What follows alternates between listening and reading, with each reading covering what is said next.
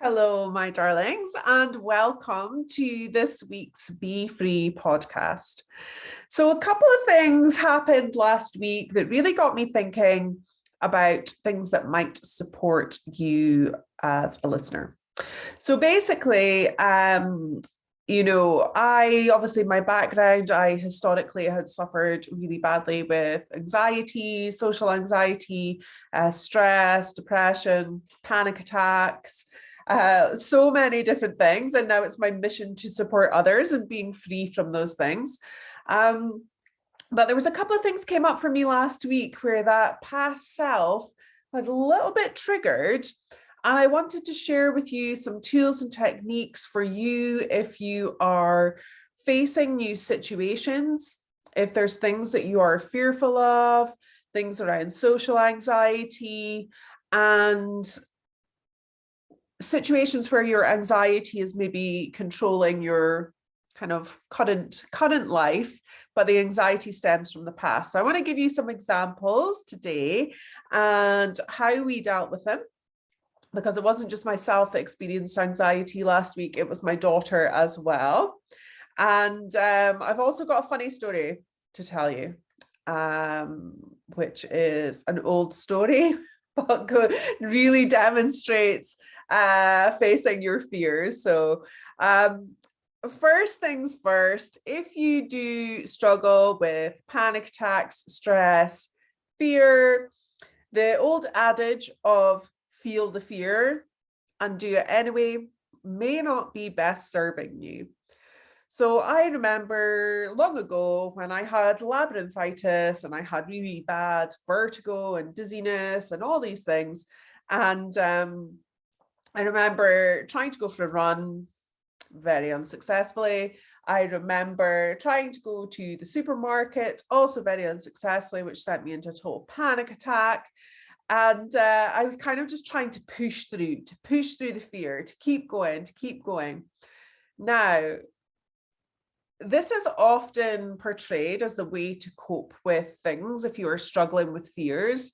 But actually, if you are an anxiety sufferer or you suffer from panic attacks or, struggle with fearful situations, then this is not the way.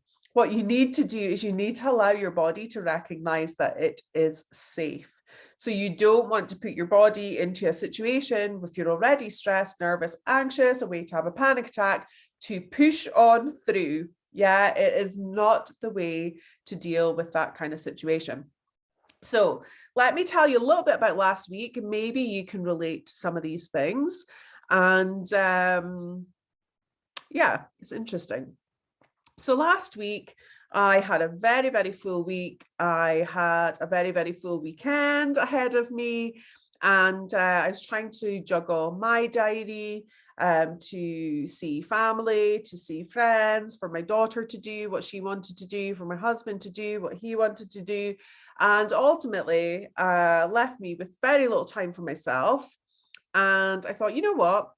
I'm going to go and book myself a yoga class on Saturday morning before everything else kind of kicks into play. And I'm going to go.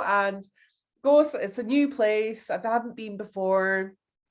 Don't know anyone in the class. Do know the teacher, but I thought, yes, I'm going to go and do it.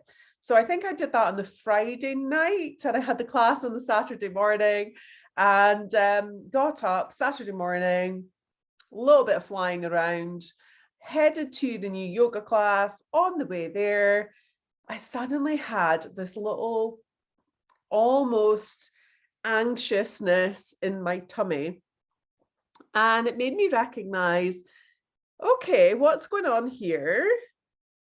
And what it was me feeling a little bit anxious about being somewhere new, a little bit of social anxiety around meeting new people, being somewhere new, not knowing fully where I was going, what I was walking into, I've never done a class with this yoga teacher before, what would her practice be like? And my brain started going into this little bit of a spin. And then I stopped myself and, had a little chat with myself and recognized that I was basing this current, little anxious moment on the past where I did have anxiety.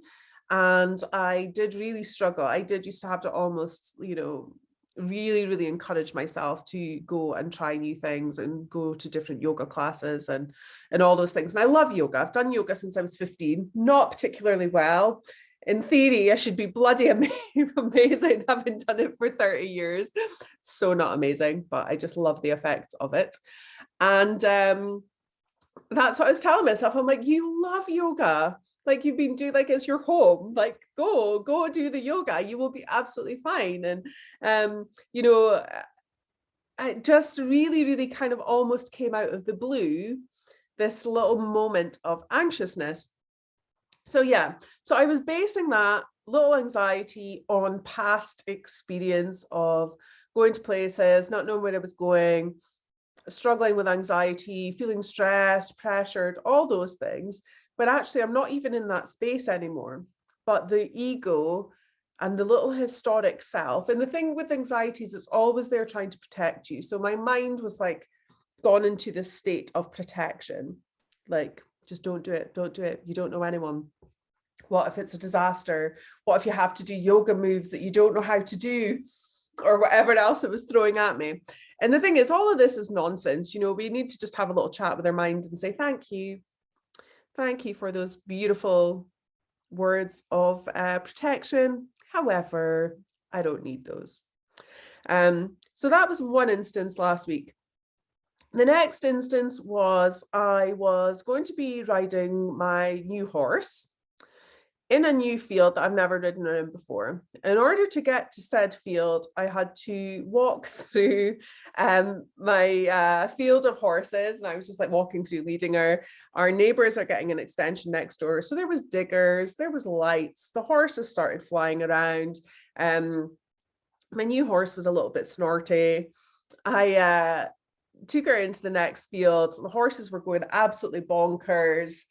And I just had this little mild panic where I'm like, oh my gosh, am I actually going to ride right now? Is this safe? And by the time I'd got through to this big field, I was just so anxious, like beyond ridiculously anxious to get on my horse. And she's an absolute sweetheart. She is the most beautiful, lovely horse, but she is new.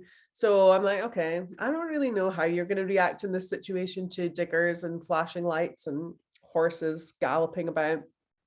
But I got on, and my husband said, it's okay, just walk, you'll be fine, famous last words in all these kind of situations. But I did get on. And then I felt so dizzy because what I noticed was I'd actually been failing to breathe. And this is really, really common if you are feeling stressed or anxious or worried, that we forget to breathe. So do you check in if you are anxious and breathe and connect? So I did breathe, and then I was fine. I had a great time. I had a great ride, and everything went really, really well. Next day, my daughter wanted to ride. So we went to the same big field, and I said, all right, Lily, off you go and have a little trot. She had almost like a panic attack. No, I'm not going to do it. I'm not going to do it. I'm too scared. I'm too worried. And I'm like, so my gosh, like, where is this coming from? Like, the horse is an absolute sweetheart. You know that she's going to be fine. I'm here with you. Anyway, later on, I was chatting to my husband and said, gosh, it's so weird that both of us like had this little mini freak out. And then my husband reminded me that a number of years ago, we were riding in that field and my daughter's horse took off with her. And it was really absolutely terrifying for everyone concerned. It was a really horrific experience. And my husband pointed that out. He was like, it's probably because you had that experience in that field. And, that's where this sense of fear is coming from. And I was like, oh, yes. So our past experiences were controlling our current situation and our future situations, because we were preventing ourselves from doing something that we both absolutely love based on fear from the past. Now, in Susan Jeffers' book, Feel the Fear and Do It Anyway. Great book, by the way. But as I say, you know, sometimes pushing on in these situations is great. What we did in the situation with Lily was that I just walked beside her, then I ran beside her while she was riding. So she knew that I was there. She had that extra safety. We did it for a very short space of time and just stopped.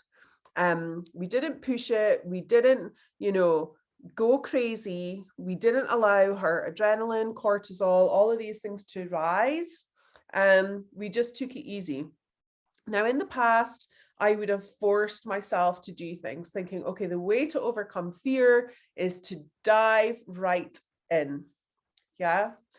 But, you know, fear is controlled by the amygdala in our brain. And the amygdala is the place that processes all our emotions. And when we experience fear or perceived fear, so the examples of the yoga class, the horse riding was perceived fear. There wasn't actually anything there to be scared of. We hadn't experienced it. This was this perceived fear, this projection of the future that something bad is going to happen. So our amygdalas had kicked in. So this part of our brain that controls our emotions, and then suddenly all your brain's energy goes to the amygdala. So there's no logic, there's no reason, and you can lack kind of clarity and logic in situations because you've got this fear response going on. So what you really want to do in these situations is try and get your amygdala to move into the back seat so it's not kind of controlling the show, and engage other parts of the brain. So we can do this in a number of ways. You can do it through the likes of meditation, mindfulness, breath work. But what we're wanting to do, as I say, is build up these opportunities of safety so you can begin to connect with and rewire the brain into, oh, it's okay, we're going to be safe. It's okay, we're going to be safe. Not put it into a complete spin of fight and flight and terror. And just allow it to slowly build up. Trust builds new neural pathways in the brain that show you that you are safe and you are supported. So when all the energy and stuff goes to the brain, you might experience racing heart, you might experience clammy hands, you know, as I say, just that kind of irrational response. You can't think logically. Sometimes you can't speak. You can't move. And this is what they call that fight, flight, freeze, or fawn is also sometimes included. And I'll explain a little bit about each of those. So, you know, your fight responses, and I used to get this when I struggled with panic attacks, is that you might feel aggressive, that you just like kind of like feel really, really angry, and you might push people away and all this, but it's actually through fear. Your flight, obviously you want to run away, you just want to get the hell out of there. Same when I had panic attacks, I would go and lock myself in a bathroom, I would hide, or in the supermarket situation I spoke about earlier, when I had vertigo and labyrinthitis, I was like, oh my gosh, I just need to get out of here, I need to run. Yeah, so you want to escape from the situation. Freeze is when you like literally cannot move, you cannot talk, you might be lost for words in a meeting or something like that, because that freeze response has kicked in. And then fawn is something that you may or may not have heard of before.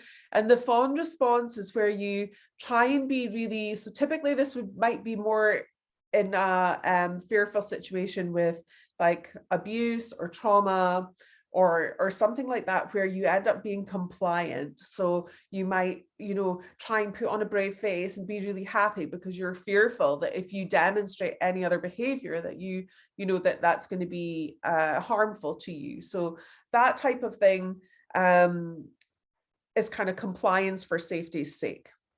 So you've got your fight, flight, freeze, and fawn are those kind of responses. And what you really want to do is to train your brain to trust yourself, to move into that more logical space so that you can move into the bank of positive memories and positive situations as well, and logic and reason.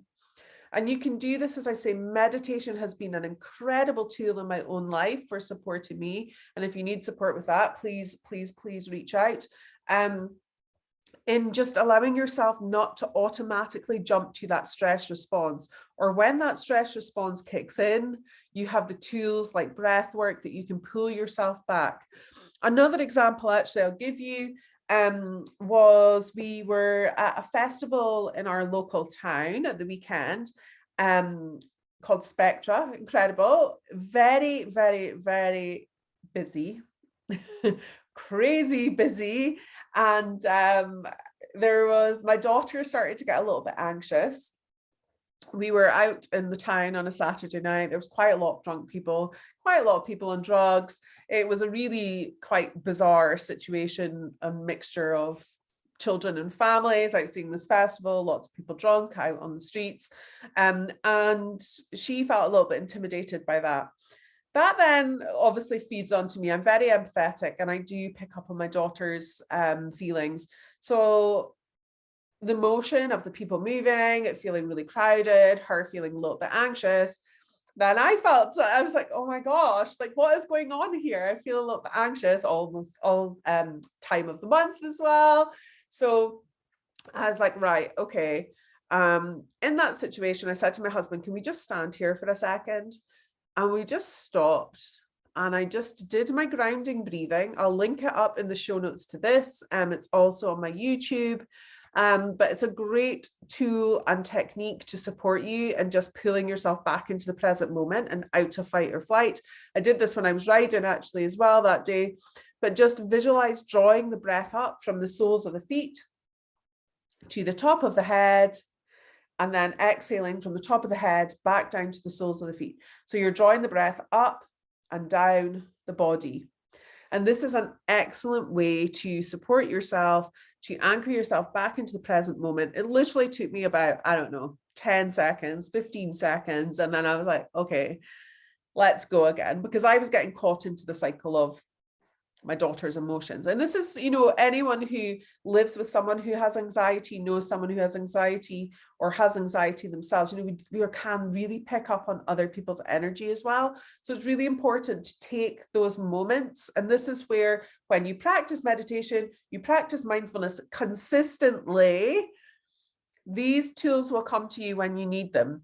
It's when we're inconsistent and then suddenly we're like, what was that breathing thing? What am I supposed to do? You need to be practicing these things consistently, training, practice, training the brain that this is how we respond in this situation. We're going to stop, we're going to breathe, and then we're going to be okay. We're going to reassure ourselves, calm the nervous system, and move on again. So just to kind of reiterate, and then I'm going to tell this funny story of what not to do.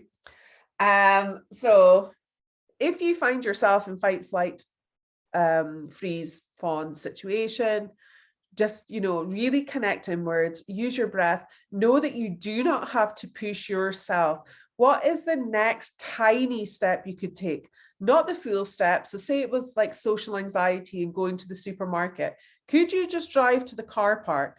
Reassure yourself, okay, I'm only going to drive to the car park today, and take yourself home. I'm only going to go to the trolley bay today and then go home. Okay, I'm only going to go in. I'm not going to get a trolley. I'm just going to go get one item, walk into the shop, pay for it, come out. Not going to do a full shop.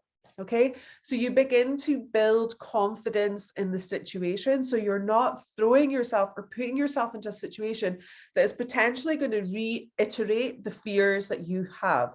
So you want to build this confidence, build this trust with yourself and safety with yourself, and know that you can remove yourself from the situation if things get too much, that is not a negative thing. I think we're kind of brought up and led to believe that you're a failure if you don't keep pushing through, and that is so not the case. Yes, it's not great to like stay at home if you're struggling with social anxiety and never go out. I'm not suggesting that, but what I am suggesting is that you take the tiniest, smallest incremental steps to your pathway to healing, to your recovery from anxiety and fear, that it does not become completely overwhelming and hardwires that stress response. We want to hardwire the response of safety. Okay, here's what not to do now, and hopefully this will give you a laugh. We were on holiday once, so I had a fear, as did my eldest, of heights. Okay, and I also have a fear. I love the ocean, but I don't like being too far out when it goes black. I have a little bit of edge about what's under there. So we're on holiday. We see people parasailing. My husband's like, that is incredible. So my husband and my son are like, yeah, cool. We're going to go parasailing. I think you girls should do it too. I'm like, I don't think that's a great idea. The best idea you've ever had when I'm scared of heights, also scared of the ocean. Not a great idea. Anyway, husband and son go, have an absolute whale of a time. Love it. He comes back saying, honestly, Susie, I'm telling you, you're going to love it up there. It's so warm. Like, you're looking down. It's just such an incredible experience. I really think you and Erin should do it. Okay. So anyway, I'm like, right, I'm going to face my fears. If there's one way to overcome my fears, I'm going to dive right in, literally, and face my fears and go parasailing. So my daughter and I go up. I explained to the guy on the boat, like, I am absolutely terrified of heights. I'm also terrified of the ocean. Please, like, please look after us. So my daughter and I are now going up in the air. I am sweating like an absolute trooper. She's terrified. I'm terrified. And I can see the guys on the boat. Suddenly our parasail starts dropping down into the ocean and then going back up in the air. So I think they're having a fun with us because I've already told them I'm scared. They obviously think this is funny. So we're going up and down, until I realized that actually they weren't having a fun with us. The boat had broken down. If said boat is not moving, there's no wind in the parasail. So the parasail then landed in the ocean and started getting sucked under the water. So now my daughter is panicking. She is scrambling and scraping to try and grab onto me. We're kind of carabiner clipped into the parasail. The guys are trying to drag us through the ocean back to the boat. I'm screaming to get her on the boat. I was like, get my daughter on, get her on. I don't even know how I did it. I somehow managed to unclip myself despite my ties of my canopy being wrapped around my legs and land on the boat on my belly, scraped and cut all my legs. And we got taken back. Now, we did get offered the opportunity to go again. Obviously, the answer to that was no. And it did absolutely nothing for me. It did nothing to overcome my fear of the ocean. It did nothing to overcome my fear of heights. I'm terrified going up a ladder, let alone a parasail. So the point of that story is, do what feels right and comfortable for you. Don't push yourself to the max and do ridiculous things. So yeah, we survived to tell the tale. Neither of us have been parasailing again. But yeah, my eldest remembers that well because it was the first time that she had alcoholic drink and she had a Smirnoff Ice. So there you go, on holiday to recover from the shock. Terrifying. Okay, so that's kind of where I'm coming from today. Take it easy on yourself. Build yourself up for success. Take small incremental steps. What is the next step you could do to alleviate that fear? Don't go all in like straight off the bat. Build up that courage. So that you can build the confidence over time. So it just gets easier and easier and easier. And before you know it, you'll be doing that monumental thing thinking, oh my gosh, this is so easy. How did I get here? As opposed to going into it with blind terror, allowing the adrenaline to build, the cortisol to build. You end up, having this like crash and burn afterwards because you've had like all these stress hormones raging through your system. So take your time. embrace meditation and mindfulness, breath work, so that when these situations occur, that you can ground yourself, you can anchor yourself, know that it's okay to stop when you need to. You do not always need to keep pushing through and forging through. If you need support with stress, anxiety, panic attacks, any of those things, then please, please, please do reach out to me. I have 2 coaching spaces available at the moment. Meditation and mindfulness wise, the membership is currently closed until the end of March. I do have a wait list available, but if you want support with meditation and mindfulness as well, please, please, please do reach out to me. And I can point you in the right direction, give you some tips, tools, techniques. I am always here to offer support advice. And obviously there's the book as well. You can dive into that, and hopefully that will support you in the meantime as well. So I hope this podcast episode has supported you. Any questions about feeling the fear and doing it anyway, do reach out. Sending you so much love. Can't wait to connect with you. I've got some awesome guests lined up for you in the coming weeks, so I can't wait to share them with you. But until next week, have a beautiful time. Feel the fear and do it gently. All right. So much love. Bye.